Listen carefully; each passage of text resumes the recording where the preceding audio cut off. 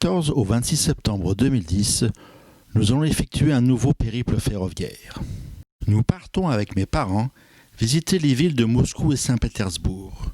En chemin, nous allons faire étape à Berlin, puis revenir par Helsinki, Turku et Stockholm. Mardi 14 septembre 2010, nous sommes à Lompardieu vers 7h30.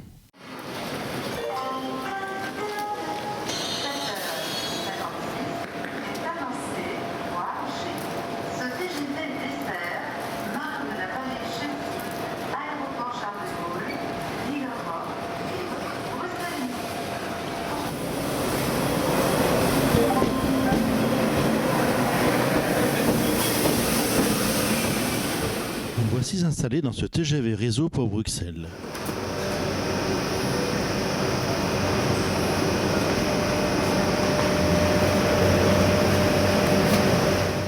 Presque 4 heures plus tard, nous arrivons dans la capitale de la Belgique. Nous avons le temps de déguster une bière locale avant de prendre le train pour Cologne.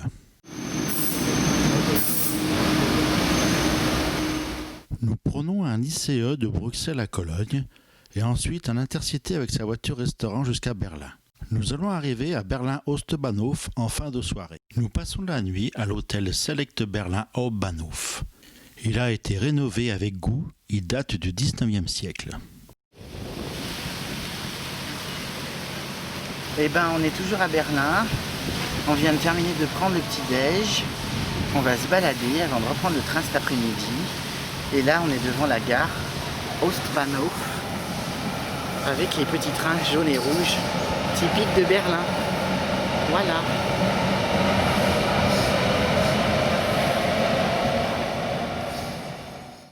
Berlin-Ostbahnhof, la gare de l'Est, est la troisième gare de la ville.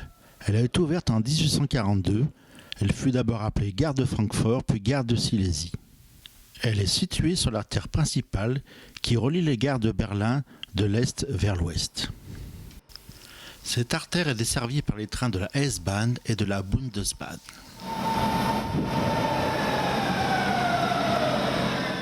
Nous descendons à Alexanderplatz. La gare est située au centre de la ville, juste en face la tour de la télévision. Nous allons marcher jusqu'à la porte de Brandebourg en empruntant l'avenue Unter den Linden, qui veut dire sous les tilleuls. C'est l'une des principales avenues de la ville de Berlin. Elle est bordée de nombreuses institutions qui en font l'une des avenues les plus importantes de la capitale allemande.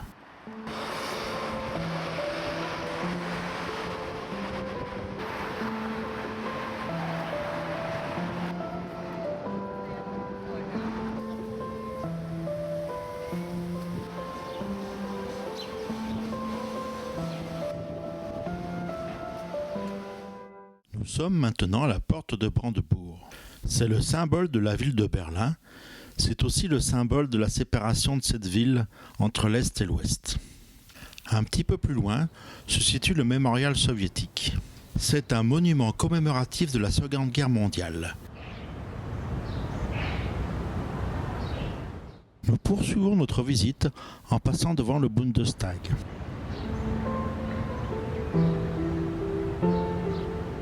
Nous arrivons maintenant à proximité de la nouvelle gare centrale de Berlin. La Spree, la rivière qui traverse Berlin, passe aussi devant la gare.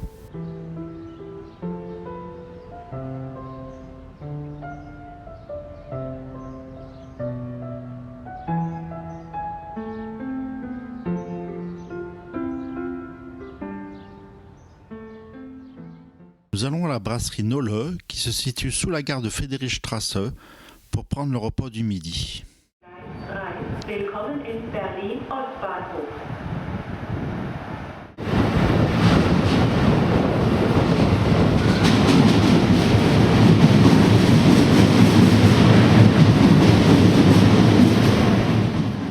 Nous sommes maintenant de retour à Ostbahnhof. Nous attendons le train pour notre prochaine étape, Moscou.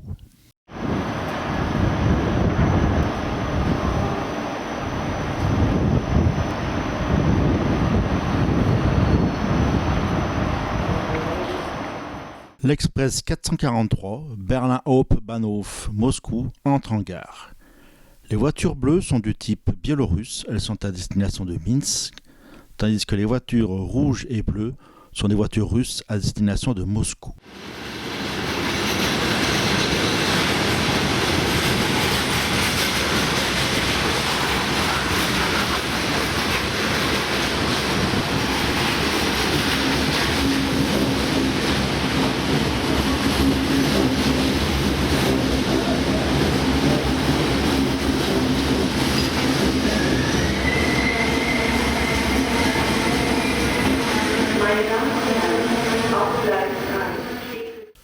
Nous voici installés pour presque 40 heures de voyage jusqu'à Moscou. Nous avons chacun un compartiment pour 2 personnes.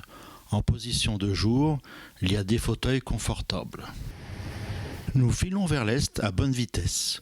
Notre prochaine étape est Francfort-sur-Oder.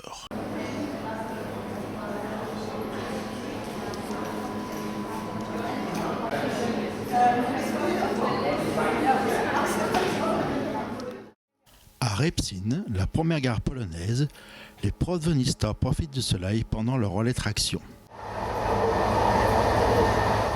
Nous sommes arrêtés dans la petite gare de Buk pendant que le soleil se couche. Le compartiment est placé en position nuit par la proveniste. Par contre, c'est à nous de faire les lits.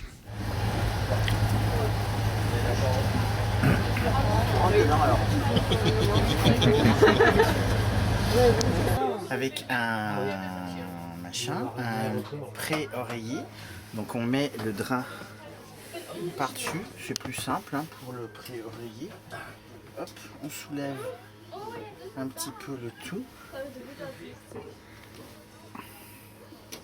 Et on glisse dessus. Et comme ça fait un peu cuvette, ça le coince. On fait pareil de l'autre côté.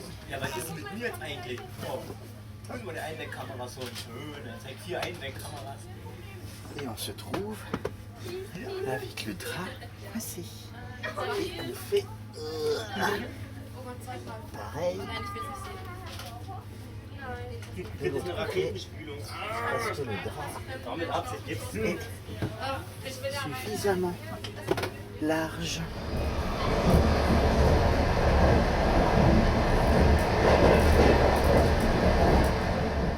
Jeudi 16 septembre, voilà, nous sommes en Biélorussie. Nous avons quitté la gare de Brest il y a une demi-heure. Il ne fait pas beau. Nous filons à 120 km/h en direction de Minsk et Moscou. Les grands champs cultivés sont masqués par des rangées d'arbres. Les gares se succèdent environ tous les 10 km. Le paysage est bien vert. Le terrain paraît boueux sur le côté de la voie.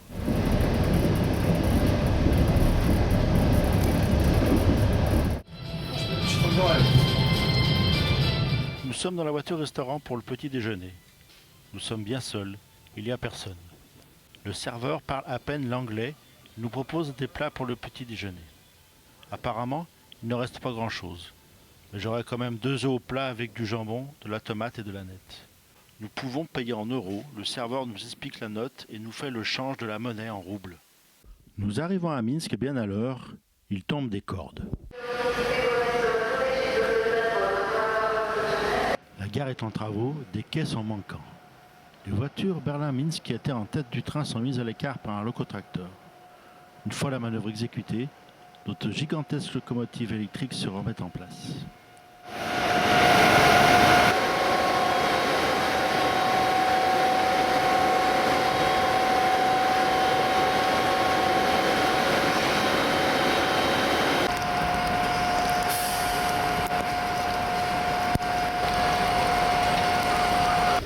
Il pleut. C'est pas bon. On dirait qu'il pleut moins. Ouais. Bon. Un commentaire sur ce trajet en train? J'ai vu qu'il y avait beaucoup de travaux. Ils sont en train de refaire des viaducs neufs. Bon. Ah mais c'est de la triche. La ligne devient plus vallonnée, la voie tournicote un peu plus que ce matin. Il n'y a plus de rangées d'arbres qui masquent la vue. Nous roulons toujours en bonne vitesse. Nous voilà à Orsha, la dernière gare biélorusse. Miri? Comme dans beaucoup de gares, une locomotive à vapeur est exposée en témoignage du passé. Le groupe de jeunes Allemands descend. Nous restons pratiquement les seuls dans notre voiture. Cela sera plus calme.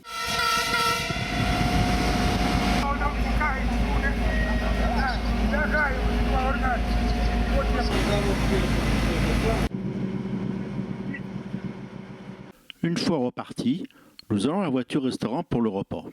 Il y a du poisson, du bœuf ou du cochon. En attendant de se faire servir, nous passons le kilomètre 488. Nous sommes donc à 488 km de Moscou, le même point kilométrique que la gare de mon village depuis Paris sur l'artère du PL.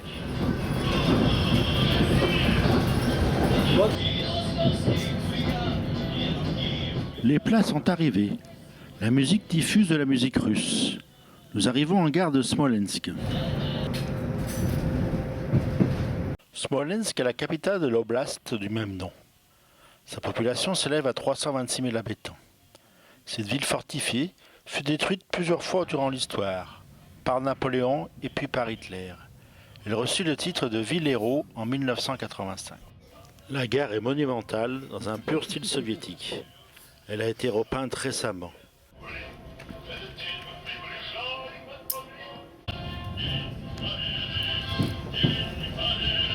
L'arrêt est de courte durée. Nous repartons rapidement. Le trafic marchandises est très important dans ces pays, Biélorussie, Russie. Il y a de nombreux trains. Nous reprenons rapidement notre vitesse de croisière qui est d'environ 120 km/h. Le roulement du train est très confortable. Nous sommes presque comme dans un salon roulant. Il est presque 18 h. Nous sommes à Viamza. Il y a un relais de traction. Nous échangeons notre locomotive par une encore plus grosse. En fait, il y a un changement de tension de 3000 volts continus aux 25 000 volts alternatifs.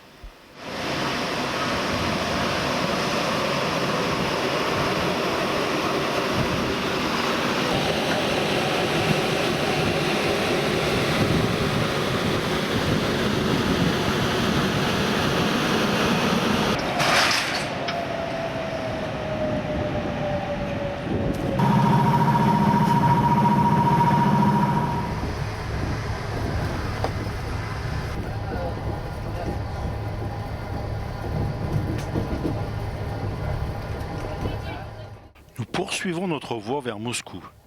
Il reste 2h30 de trajet. Les paysages sont toujours bien verts, les villages sont plus nombreux, comme les trains de banlieue. Nous roulons toujours bien régulièrement à 120 km/h.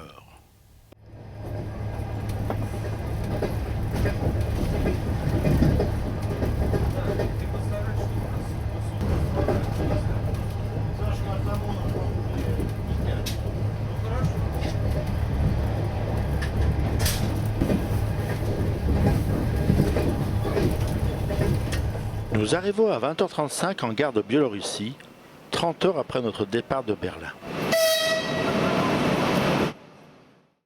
Vendredi 17 septembre, nous partons à pied par l'avenue de Leningrad jusqu'à la gare de Biélorussie.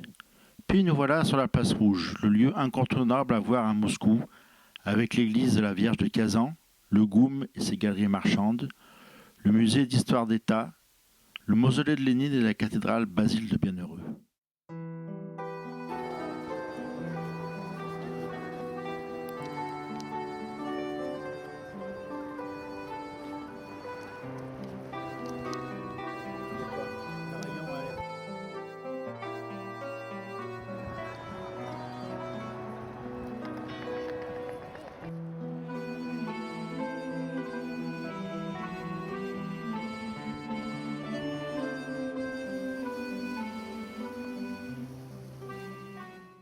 Plus loin, il y a le théâtre du Bolchoï et la statue de Karl Marx. Nous allons prendre un bus touristique pour visiter la ville sans trop marcher. Nous longeons la Moskova pour avoir la vue sur la cathédrale du Christ Saint-Sauveur.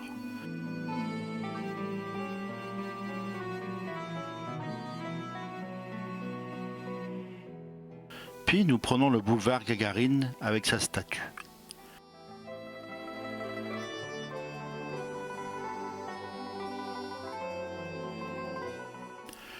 Le bus monte ensuite sur la colline des Moineaux. Nous avons la vue sur le centre-ville et la Moskova. Derrière, il est à l'université d'État de Moscou. Le bus poursuit sa route vers l'Arc de Triomphe, puis le couvent Novodevitchi.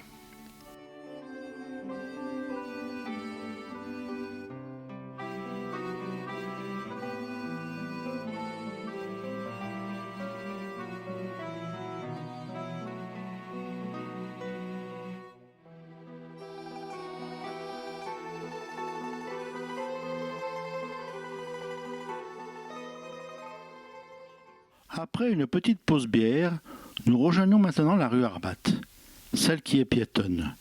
Nous passons par la place du manège, la flamme du soldat inconnu, le parc qui est devant le mur d'enceinte du Kremlin et par des petites rues pour arriver sur la fameuse et incontournable route piétonne de Moscou. Il y a du monde.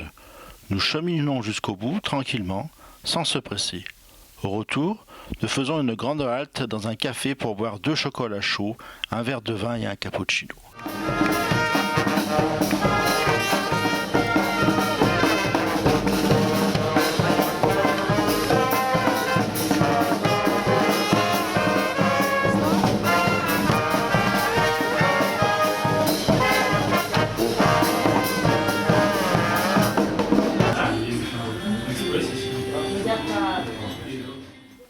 Samedi 18 septembre, nous allons passer la matinée à visiter les plus belles stations du métro de Moscou. Il est le principal système de transport en commun de la capitale russe. Composé de 14 lignes d'une longueur totale de 365 km, il comprend 232 stations. Il transporte en moyenne 8,5 millions de passagers par jour, ce qui en fait le métro le plus fréquenté d'Europe. Il a la réputation d'être le plus beau du monde. Suivant la volonté de Joseph Staline de construire un palais pour le peuple, certaines de ces stations sont de véritables chefs-d'œuvre où se pressent moscovites et touristes.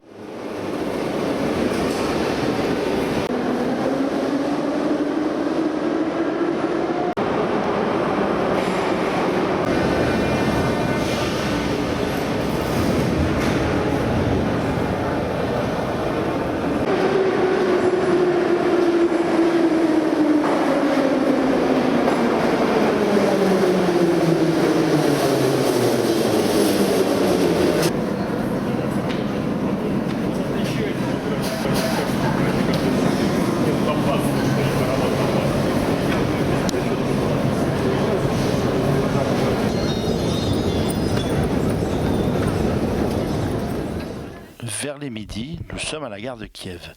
Nous déjeunons dans le petit buffet. Nous faisons maintenant une excursion en bateau sur la Moskova, de la gare de Kiev jusque bien au-delà de la place Rouge. Nous allons voir les principaux sites touristiques et monuments de Moscou sous un nouvel angle.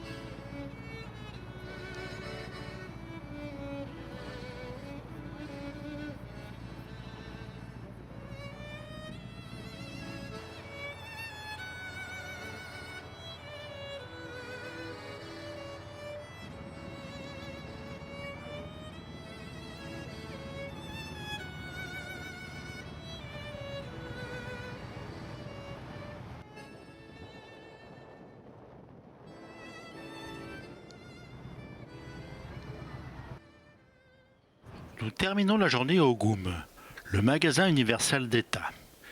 Il n'y a que des grandes enseignes mondiales. L'attrait de ces galeries marchandes est architectural.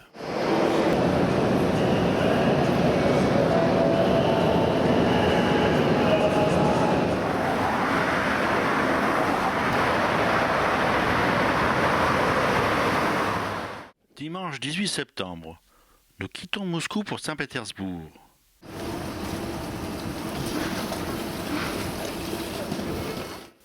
Nous voilà en gare de Iaroslavl, c'est la gare du départ du Transsibérien. Il y a le kilomètre zéro. Sur la place, il y a 3 gares, celle de Iaroslavl, celle de Kazan et celle de Leningrad. Notre train part de cette dernière. Le buste de Lénine figure en belle place dans le hall de la gare. Nous allons prendre le fleuron des chemins de fer russes, le SASPAM. C'est en fait un train rapide composé de Velaro Siemens comparable aux ICE 3.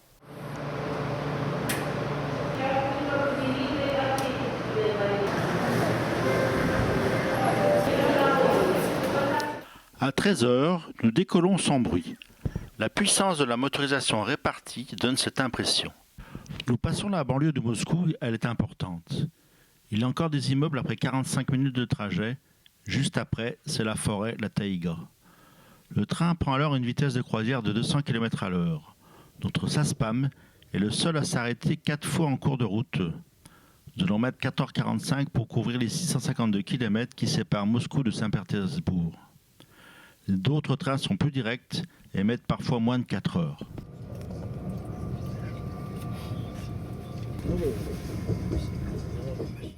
Nous arrivons à Bologoï, à mi-parcours entre Moscou et Saint-Pétersbourg. Après le triage, une locomotive à vapeur est exposée en témoignage du passé.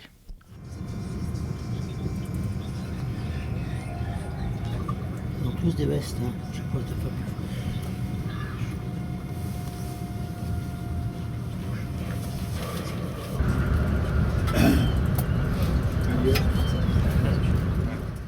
Nous sommes dimanche.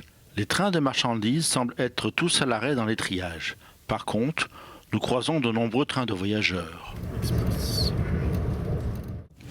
Le paysage est plutôt plat, avec parfois des petits vallons. Il est surtout composé de grandes forêts épaisses, de zones marécageuses et de quelques lacs et de rares cultures. Sur tout le parcours, les haltes et les petites gares se succèdent.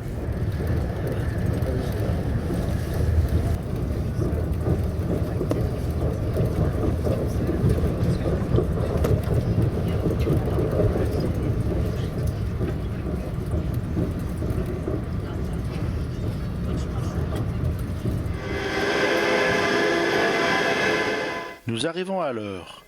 La gare de Moscou à Saint-Pétersbourg ressemble comme 2 gouttes d'eau à celle de Leningrad à Moscou. Ce n'est plus Lénine qui est exposé, mais Pierre le Grand.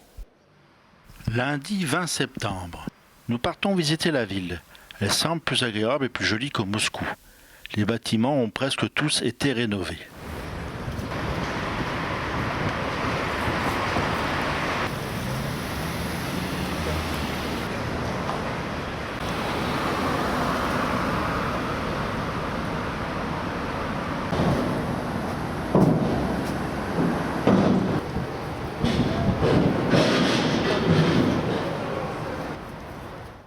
Nous marchons en direction de la grande rue principale de Saint-Pétersbourg, la perspective Nevski. Les rues sont encombrées de voitures. Ça bouchonne autant qu'à Moscou. Nous traversons un canal et empruntons la rue Rossi pour arriver derrière le théâtre et la place où il y a la statue de la Grande Catherine à côté du magasin central. Nous prenons un bus pour visiter la ville. C'est parti pour 2 heures de visite commentée. C'est très intéressant et cela donne une vue d'ensemble de la ville. De plus, nous passons devant tous les monuments et lieux caractéristiques de la ville.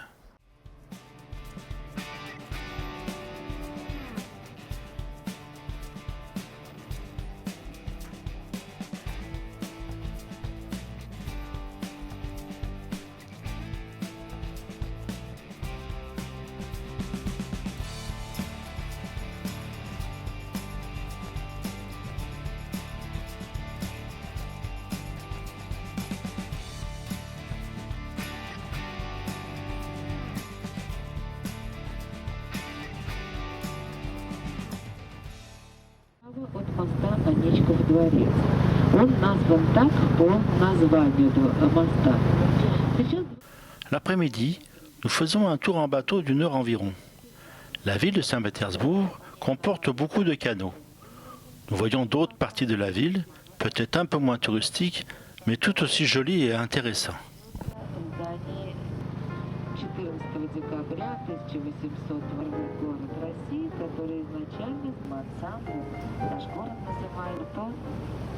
На набережной взметнулась вверх, но ушел в поле.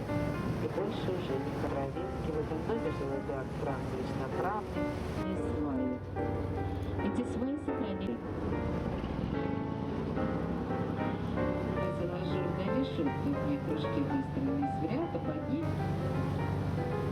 И здесь размещался дворец Кузьмарадовны.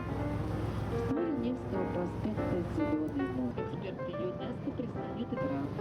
Название постепенно перешло. Здесь же пришвартовался старинный стилизованный мост. Прошу всех сесть на верхней палубе. Температура на подойти. Il se remet à pleuvoir juste en sortant du bateau. Nous allons au GUM local de Saint-Pétersbourg. C'est un grand bâtiment rectangle. Le côté extérieur se situe sous les arcades. Il y a la vue sur un beau château. Mardi 21 septembre, nous allons consacrer la journée à visiter le musée de l'Ermitage. Nous allons à pied jusqu'à la station de métro de la place Pouchkine. La gare des Pays-Baltes est juste à côté. Les bâtiments qui sont au bord des routes ne sont pas tous rénovés, certains sont dans un triste état. Il y a encore du travail de rénovation. Nous descendons encore très profondément pour emprunter la ligne violette du métro. Nous voilà devant le musée de l'Ermitage. Les bâtiments qui abritent le musée constituent l'un des principaux ensembles architecturaux du centre de Saint-Pétersbourg. Ils sont classés au patrimoine mondial de l'UNESCO. Ce musée a été fondé en 1764. C'est le plus grand musée du monde en termes d'objets exposés. Plus de 60 000 pièces dans près de 1000 salles, tandis que près de 3 millions d'objets sont conservés dans les réserves. Avec ses 230 000 m² de surface, dont 66 000 m² consacrés aux expositions, il s'agit de l'un des 3 plus grands musées d'art du monde, aux côtés du Louvre et du Metropolitan Museum. Le musée présente, à côté de nombreuses pièces de l'Antiquité, une collection d'œuvres d'art européens de la période classique qui compte parmi les plus belles pièces du monde. Il abrite notamment la plus grande collection du monde de peintures, avec plus de 16 000 toiles. Parmi les œuvres exposées figurent des peintures de maîtres hollandais et français comme Rembrandt, Rubens, Henri Matisse et Paul Gauguin. On y trouve également 2 peintures à l'huile de Léonard de Vinci, ainsi que 31 peintures de Pablo Picasso. Le musée emploie 2500 personnes et utilise l'aide de nombreux stagiaires gérés par le service des volontaires du musée de l'Ermitage. Sans parler des œuvres présentées, tout est magnifique rien qu'en regardant plafond, lustre et parquet avec leur marqueterie. Nous choisissons de flâner à travers les sols plutôt que de suivre un itinéraire bien précis.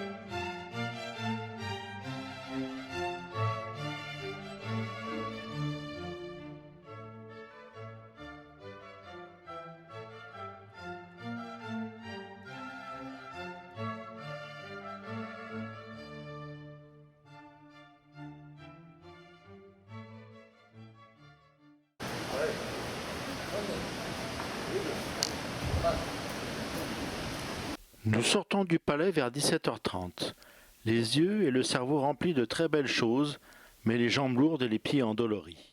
Mercredi 22 septembre. Nous partons prendre le train nommé Repin pour la direction d'Helsinki. Il part de la gare de Finlande. Notre train est affiché voie 7. C'est une rame de voiture russe. Nous partons à 7h17, pile à l'heure. Après avoir dépassé la proche banlieue et les aiguillages de la sortie de la gare, notre train prend rapidement sa vitesse de croisière de 120 km/h. À partir du mois de décembre, des pendolinos assureront la relation en un peu plus de 3 heures, alors qu'aujourd'hui, avec notre train classique, nous allons mettre 6h17. Ce sont donc les derniers instants de ce train international. La protagoniste nous propose des cafés. Elle les sert dans ces magnifiques porte-verres que le chemin de fer russe utilise depuis de longues années. Nous arrivons à Vyborg, la dernière grande ville russe. Nous restons 30 minutes pour le contrôle des passeports et pour mettre une locomotive diesel en tête.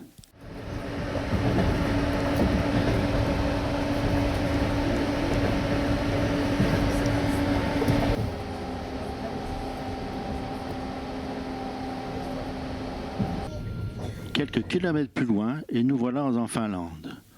Nous croisons le train Sibelius à Helsinki-Saint-Pétersbourg. La campagne finlandaise semble être plus structurée que la campagne russe. Nous passons la grande gare de Kouvala avec son dépôt de locomotives. Nous allons voir la voiture bar et restaurant avant d'arriver à la gare d'Helsinki.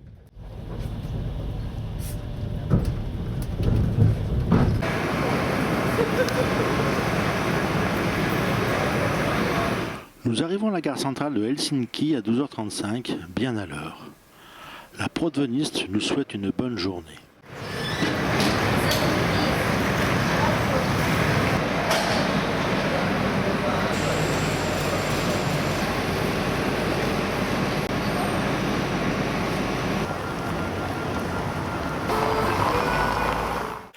Helsinki est la capitale et la plus grande ville de la Finlande, avec 642 000 habitants et 1 456 619 habitants dans le Grand Helsinki.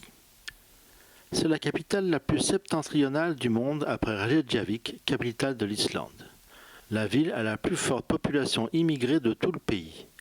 Il y a plus de 130 nationalités résidant dans cette ville. Elle s'étale sur une presqu'île, entourée d'un grand nombre d'îles et est fortement caractérisée par la présence de l'eau. Helsinki est un port marchand ouvert sur le golfe de Finlande.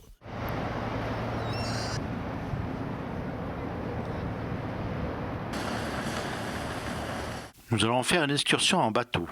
Cette visite des îles qui entourent Helsinki est très intéressante. Nous voyons plein de belles choses.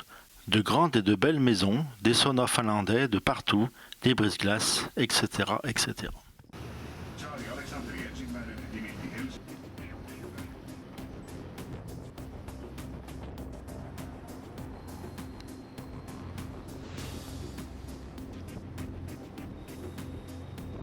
Ja kuten huomaat, helsinkiläiset nauttivat rannoista täysin siunauksin.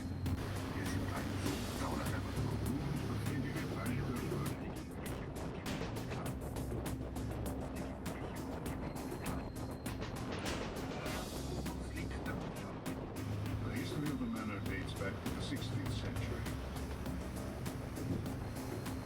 An dem ein neues maritimes Wohngebiet errichtet.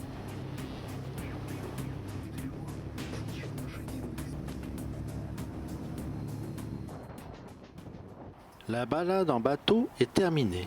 Nous prolongeons la visite de la ville par un tour en tramway. La ligne 3T devient 3B et fait une boucle.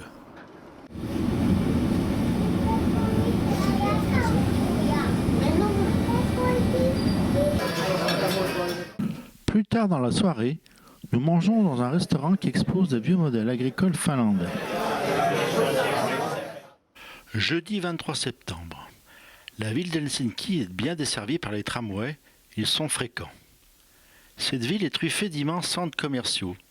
Ils communiquent même entre eux sans passer par les rues extérieures. Tout est fait pour faire ses achats au chaud. Les hivers doivent être rudes.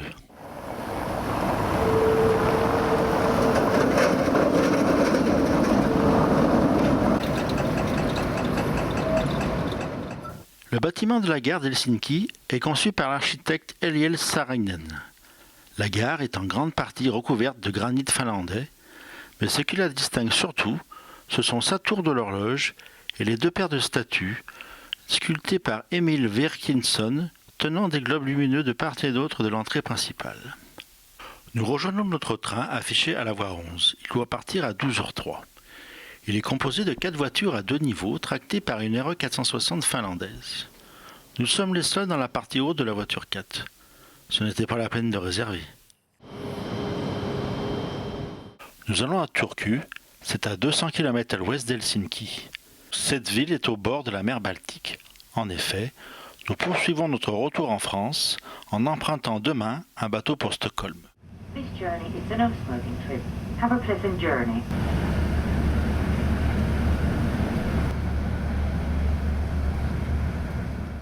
Le temps est nuageux. Notre train fait des bonnes pointes à 60 km/h dans la campagne. Nous passons dans des tunnels, ils sont très rares depuis le début du voyage. Les gares finlandaises sont très belles, tout en bois et de style russe.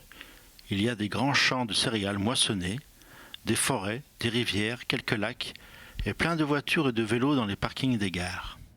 Ladies and gentlemen, we will arrive in Turku Central Railway Station. Thank you for traveling with us and welcome aboard again. Nous arrivons à Turku, il est 13h30. Un train part pour Helsinki. Les relations Helsinki-Turku et vice-versa sont cadencées, un train par heure.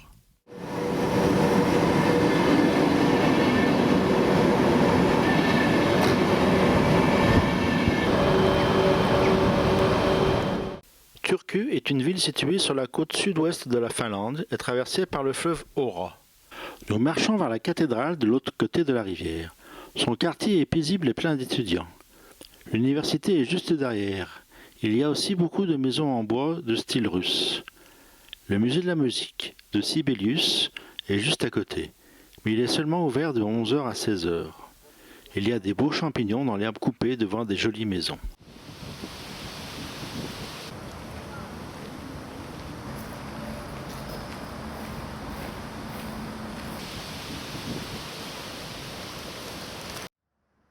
Vendredi 24 septembre, nous partons en bus de ville avant 8h pour rejoindre le port de Turku.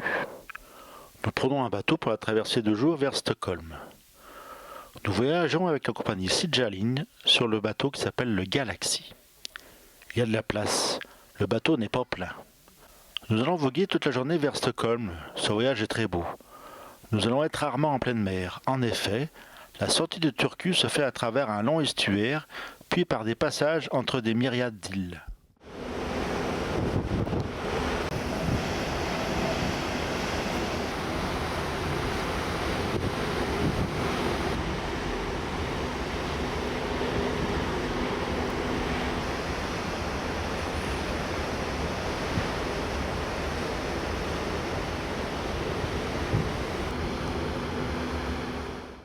Nous allons arriver aux îles Åland. C'est un archipel en plein milieu de la Baltique. Nous allons desservir le port de Marienheim. Nous sommes alors à mi-parcours. Nous croisons le bateau qui fait le trajet dans le sens inverse.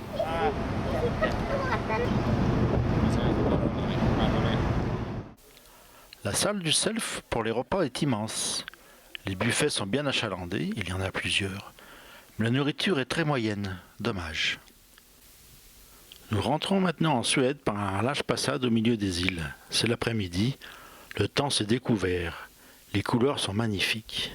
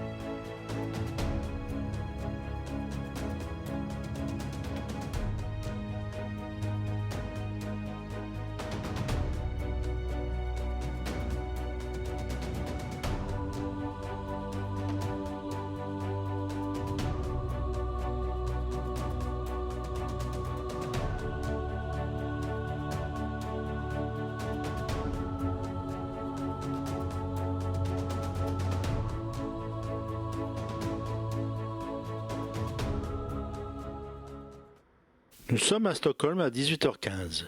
Il faut descendre du bateau. Cela se fait rapidement compte tenu du faible nombre de passagers.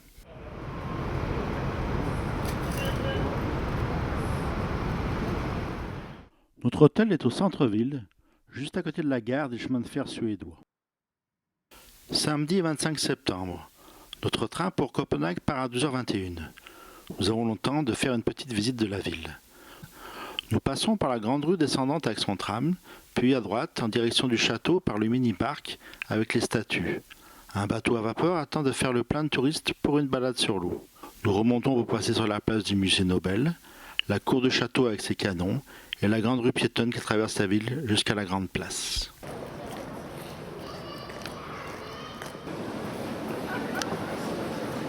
La gare centrale de Stockholm est au centre-ville.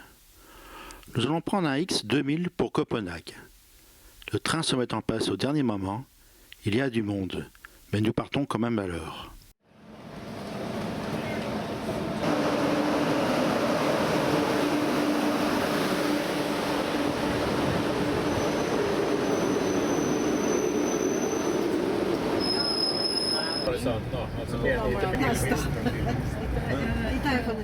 Le train prend rapidement de la vitesse pour quitter la capitale de la Suède. Nous passons à Sundsvall, la gare est sur un viaduc. Nous allons traverser la Suède en direction de Malmö à vive allure. Les X2000 pendulent et cela permet d'atteindre 200 km/h pour obtenir une bonne moyenne. Le paysage est typiquement suédois, avec ses forêts de bouleaux, ses lacs et ses sapins. Il y a aussi beaucoup de petites maisons rouges et jaunes sur le bord des lacs. Nous traversons les grandes villes comme Linköping, Norrköping, Nässjö, Alvesta et Hässleholm.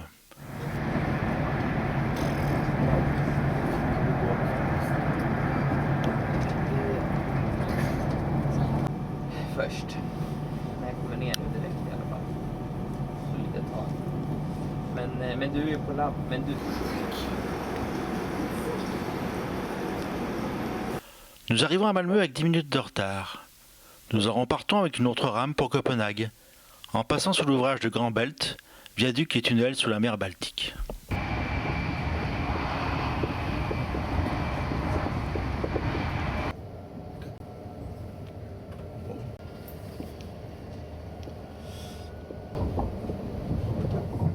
Nous arrivons à Copenhague, la capitale du Danemark, il est 17h55.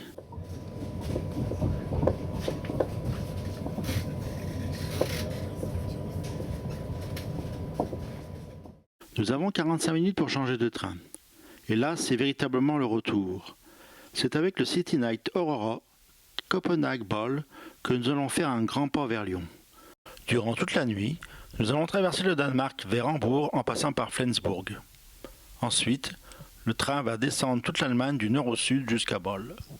Nous voyageons en compartiment T2 dans ces voitures à 2 niveaux de la City Night Line. Une fois couchés, nous sommes bien. Mais il y a un minimum de place pour ranger les bagages.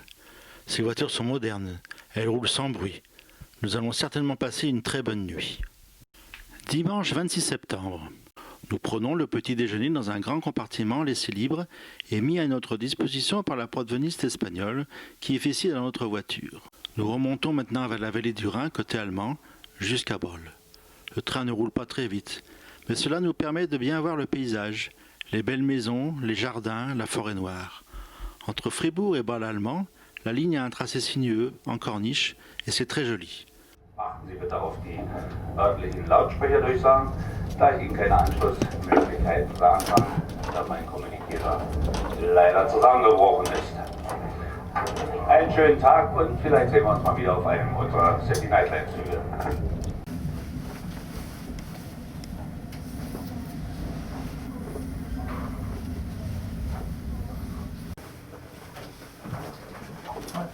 Nous voici à Bâle, gare des CFF et de la SNCF. Il est 10h40. Cela fait 16 heures que nous sommes partis de Copenhague. Nous rejoignons les quais français pour prendre un TER pour Mulhouse. Nous prenons ensuite un train corail pour Lyon. Je vous rappelle que nous sommes en 2010 et que la LGV Rhin-Rhône n'est pas encore en service.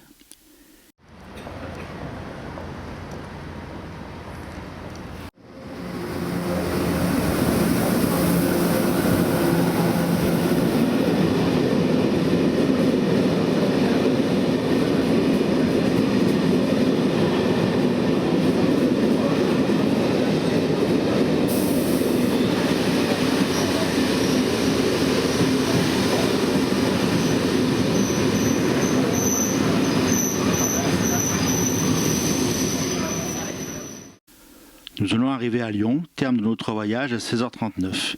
Il ne fait pas beau, le vent du nord souffle et rafraîchit l'atmosphère. Notre voyage se termine. Nous avons parcouru plus de 7300 km à travers les contrées du nord et de l'est de notre continent. Nous avons découvert et redécouvert des capitales internationales comme Berlin, Moscou, Saint-Pétersbourg, Helsinki. Nous avons traversé des paysages bien verts avec des forêts à perte de vue.